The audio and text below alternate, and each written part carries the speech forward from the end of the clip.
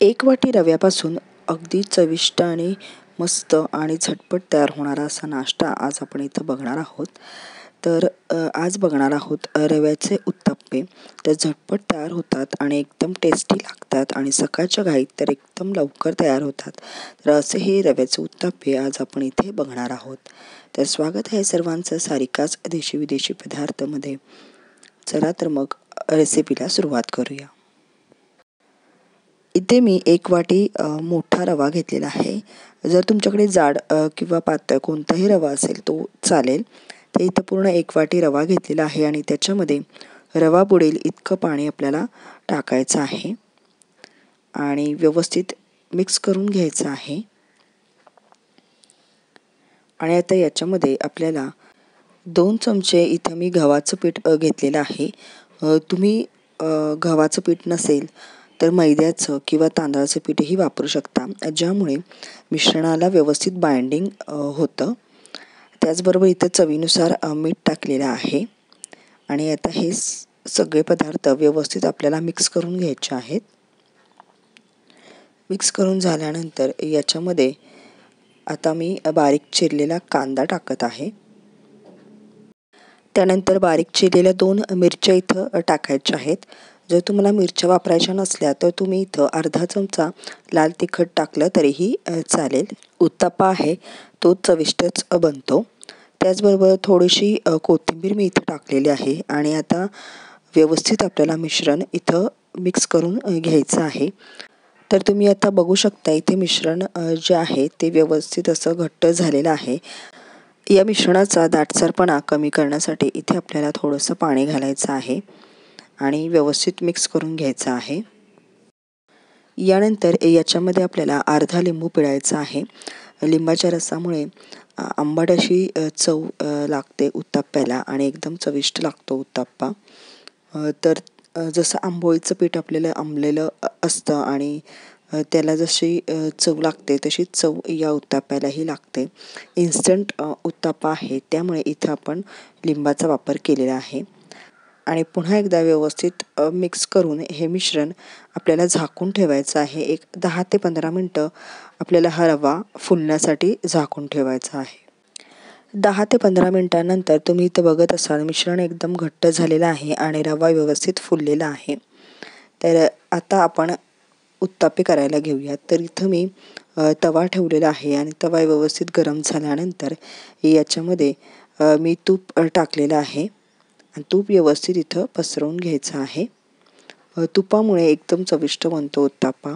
तर तुम्ही इथं तुपाच्या ऐवजी तेलाचाही वापर करू शकता. आणि आता इथं मी 2 चिमटभर खाण्याचा सोडा टाकलेला आहे, ज्यामुळे मिश्रण थोडंसं फुलण्यासाठी मदत होते. आणि आता व्यवस्थित मिक्स करून आपण उत्तप्पे करायला घेऊयात. पीठ ओतायच्या आधीही आपल्याला व्यवस्थित हलवून घ्यायचं आहे आणि मगच आपल्याला तव्यावर पीठ ओतायचं आहे. तर मी इथं 1 पळीभर पीठ ओतलेलं आहे आणि व्यवस्थित असं ते पसरवून घ्यायचं आहे. जास्त मोठंही करायचं नाही आहे आपल्याला. तर मध्यम आकाराचे उत्तप्पे मी इथं करत आहे.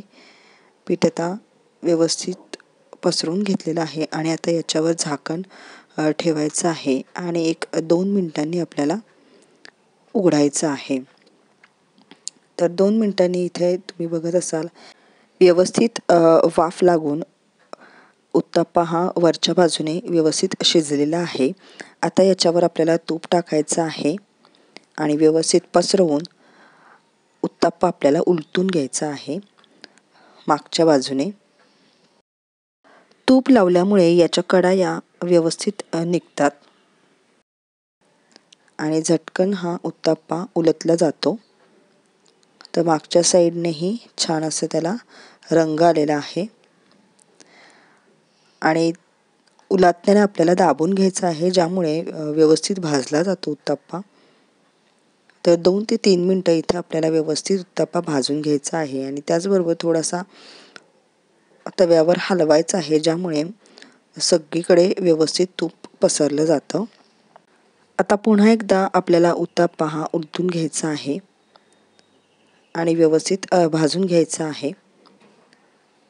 तर आता इथे 3 ते 4 मिनटं झालेले आहेत आणि उत्तप्पा हा व्यवस्थित आपला भाजून तयार झालेला आहे. तर तुम्ही इथं आता बघू शकता